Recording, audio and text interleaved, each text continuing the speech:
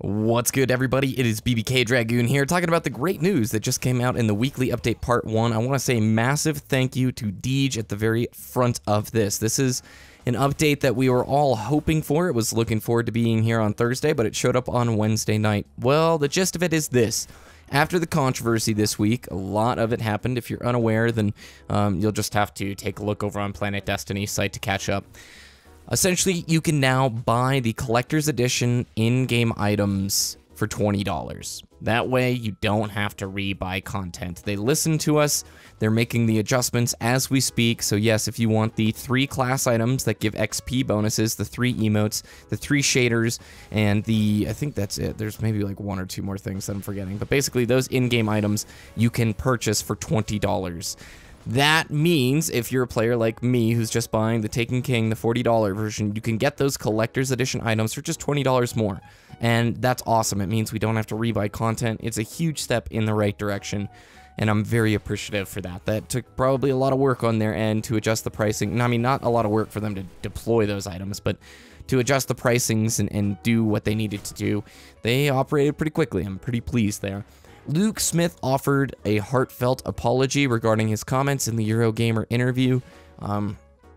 Hey, I appreciate the apology, man. I'll leave it at that. So that's basically it in the weekly update. We're going to find out more on Thursday. It'll probably be a regular weekly update, post E3 stuff. But honestly, this was nice. This was a cool deal. And my take on the controversy, I was holding this video off because I wanted to wait for the weekly update. But basically, I did the video for Planet Destiny regarding the controversy, the Eurogamer interview with Luke Smith. And the way that kind of works, so you guys know, I said in the front of the video, this is Planet Destiny's take on it. Because I was given an article written by Joel, one of the writers at Planet Destiny, and a lot of times what happens is they'll say, hey, we want to do a video form of this article.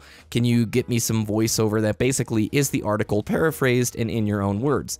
So that's what I did. I took what Planet Destiny had expressed as their official thoughts on the matter, paraphrased it, and then made the video. So a lot of times people will assume, oh, well, that's BBK's exact feelings. No, no, no. That was Planet Destiny's feelings, and I agree with just about all of it, except I do have my own personal take and opinion on these things. So just so you guys kind of know the process of it all. For me, I didn't like the pricing system for the Taken King from a consumer perspective, but I am a selfish, evil YouTuber, so obviously I must love it so new players get to play the game. No, honestly, as a YouTuber, I like when new players get involved in the game. Not just because they're potential viewers, but it grows the audience that is YouTube. And I'm just being straight up with you. I like when a game has a healthy, thriving community. So the pricing points for new players is very enticing. For routine, VIP, veteran, founder, members, whatever you want to call us, the people who've been here since the beginning, it was not a very good pricing scheme. And as happy as we are that we get to purchase the Collector's Edition items, you're still going to see people complaining that, oh, they're just finding a way to charge us more money. Hey, you can't beat them. You can't beat them. Yes, Destiny is a subscription game. You are paying a subscription to use their services, basically, and the subscription is in the term of expansions. Take it how you leave it. So I wasn't a huge fan of the pricing scheme from a consumer standpoint. I guess I don't know, what would the right word be? The pricing model, okay? And then the interview, you know, it's a toss-up for me because I watched a Giant Bomb interview with Luke Smith that I thought was great. I thought he was totally honest. I appreciated how blunt he was.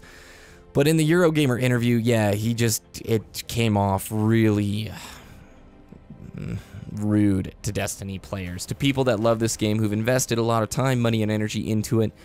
It didn't come off right. Now, I think it got blown out of proportion, but I think that anger and the reason this thing scaled up the way it did is because there are a lot of underlying issues inherent with Destiny players. We have a lot of emotions that we have pent up about this game. The fact that, you know, the Taken King, in essence, is kind of finishing what we had hoped would be in the game back last September. You know what I'm saying? This game, across reviews, we're getting 6 and 7 out of 10s because it didn't feel like a full experience.